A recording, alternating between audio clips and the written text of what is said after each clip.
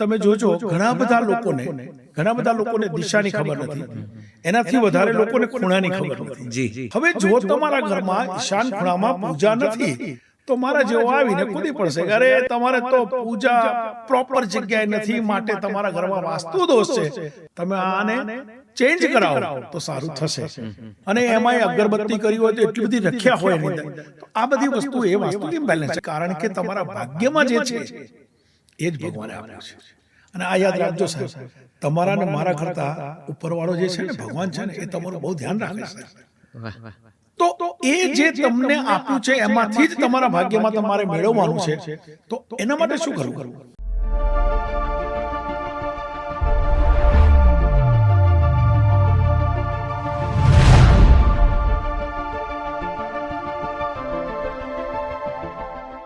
તો આ વાસ્તુ દોષને તમે કઈ રીતે વ્યાખ્યાયિત કરો છો? એમાં વાસ્તુ દોષ જે આપણે વાત કરીએ છીએ એમાં એવું છે કે ભાઈ આપણા મનમાં પહેલેથી એવું નક્કી છે, કે ભાઈ અગ્નિ ખૂણો છે ત્યાં રસોડું હોવું જોઈએ. આપણા મનમાં પહેલેથી એવું નક્કી છે કે ઈશાન ખૂણામાં પૂજા હોવી જોઈએ. હવે જો તમારા ઘરમાં ઈશાન ખૂણામાં પૂજા નથી તો મારા જેવો આવીને કૂદી પડશે કે અરે તમારે તો પૂજા પ્રોપર જગ્યાએ નથી, માટે તમારા ઘરમાં વાસ્તુ દોષ છે, તમે આને ચેન્જ કરાવો તો સારું થશે. એ રીતે આપણે એને વાસ્તુ દોષ ગણીએ છીએ. પણ એવું બધી જ જગ્યાએ પૂજા છે, ભગવાનની જ્યાં ઈચ્છા છે ભગવાન ત્યાં બેઠા છે. ખાલી એટલું યાદ રાખવું છે કે પૂજા છે તો પૂજાને તમે ત્યાં સ્વચ્છતા રાખો, બહુ બધા ભગવાન ના રાખો.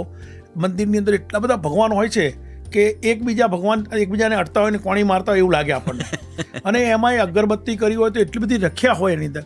તો આ બધી વસ્તુ એ વાસ્તુ ઇમ્બેલેન્સ છે, કારણ કે તમને જોઈને જે ન ગમે એ વાસ્તુ ઇમ્બેલેન્સ. અચ્છા, એટલે તો હું જે સમજુ છું તમારી વાતો પરથી એ એવું કંઈક કે વાસ્તુ દોષ એટલે બેસિકલી વેર વિખેર વસ્તુઓ, નડતર કે અગવડ પડતી જગ્યાઓએ અમુક ન મુકાયેલી વસ્તુઓ, કચરો કે ઘણી ઇનહાઇજિનિક જે આપણી કદાચ ઘરની અવ્યવસ્થા જેને કહીએ એ વાસ્તુ દોષ છે.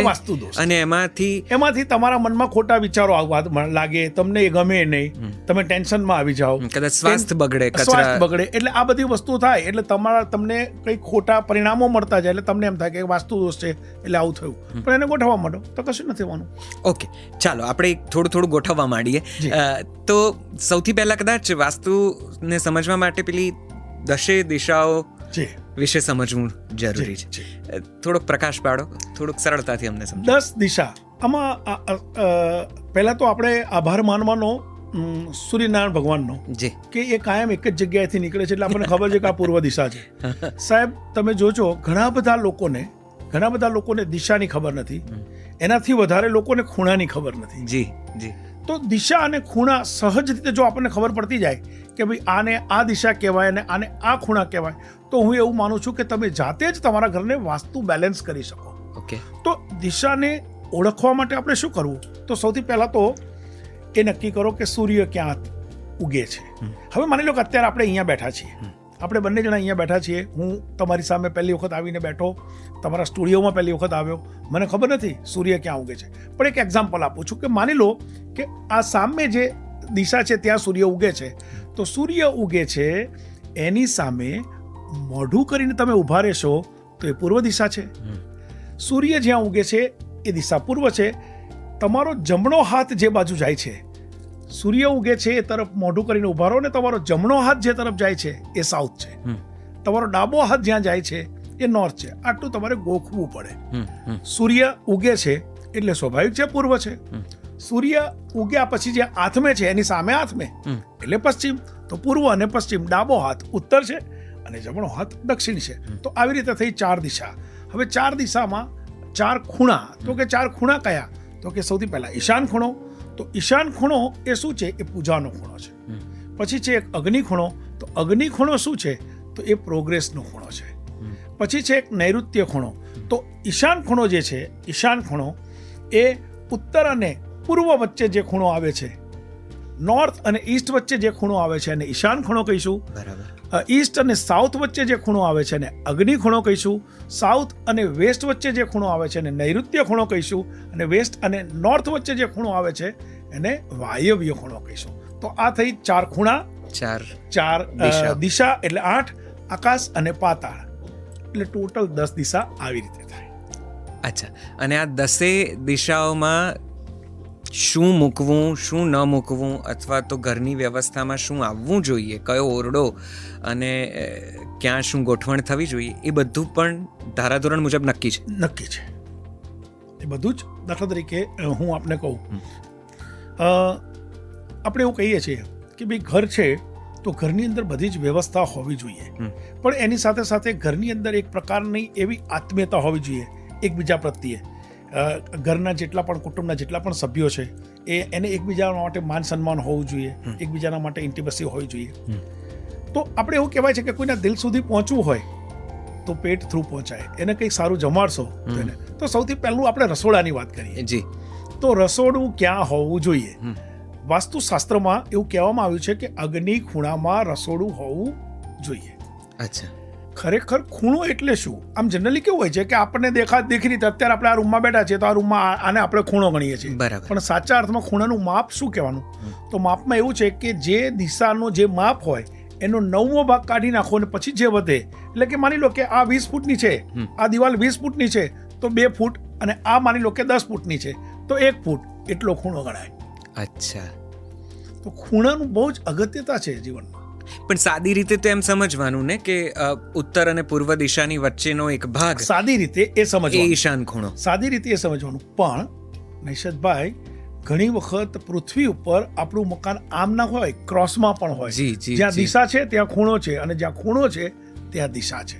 પણ આ વધારે પડતું આમાં તકલીફમાં ન મુકાવા માટે બસ માત્ર આપણે એ જ જાણવું કે જ્યાં ખૂણો છે એ ખૂણાને આપણે અગ્નિ ખૂણો સમજવો હોય તો અગ્નિ ખૂણાના જે નીતિ નિયમો છે એ પ્રમાણે રહેવું.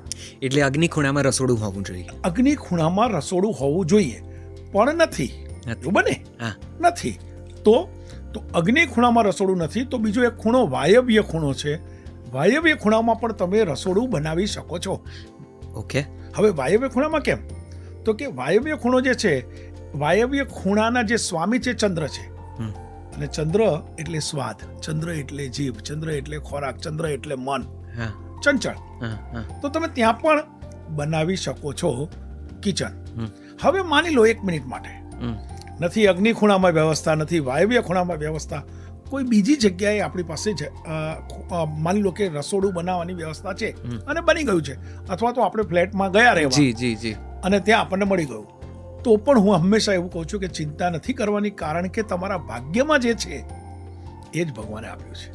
અને આ યાદ રાખજો સાહેબ, તમારા ને મારા કરતા ઉપરવાળો જે છે ને, ભગવાન છે ને, એ તમારું બહુ ધ્યાન રાખે છે સાહેબ. તો એ જે તમને આપ્યું છે એમાંથી જ તમારા ભાગ્યમાં તમારે મેળવવાનું છે.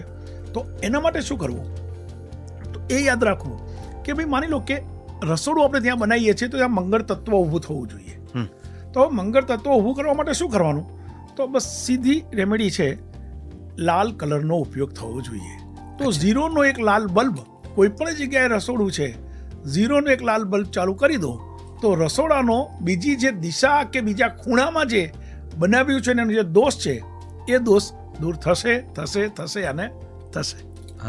લાલ કલરનો 0નો બલ્બ ચાલુ કરવાનો બસ. ઓકે. એમાં કોઈ તોડફોડ કરો તો તકલીફ.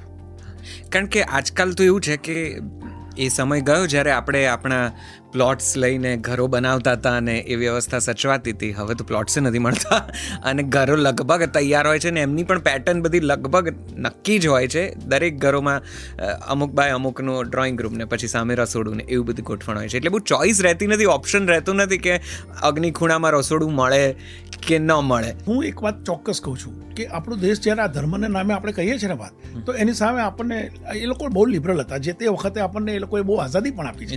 એવું નથી કે તમારે આજ કરવાનું. બની બેઠેલા જે ઠેકેદારો છે ને એ લોકો ક્યાંક ને ક્યાંક આપણને મિસગાઈડ કરતા હોય.